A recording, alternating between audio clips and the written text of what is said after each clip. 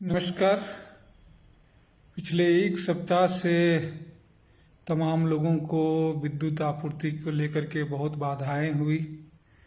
पहले तो डीवीसी की विद्युत कटौती से काफ़ी परेशानी हुई, उसमें सुधार हुआ तो बगोदर सब स्टेशन में 5 MVA का पावर ट्रांसफार्मर होली के दिन ही जल गया था।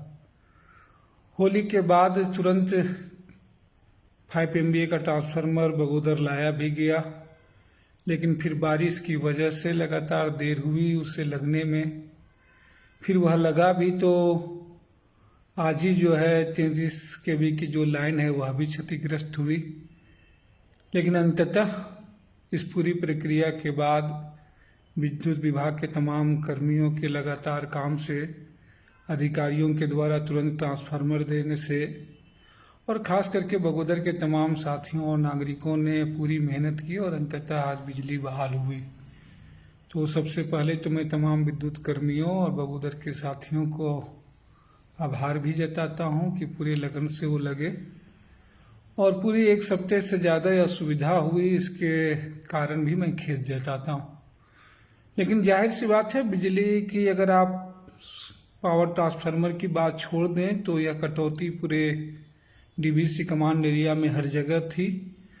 और हम लोगों के लिए तो खास करके जिस तरीके से निमिया घाट से बगोदर में बिजली आती है, ये प्रायः ये परेशानियां होती रहती है। और इसी परेशानियों को ही दूर करने की कारण 5 साल पहले ही सरिया ग्रिड सब स्टेशन की स्वीकृति कराई गई थी।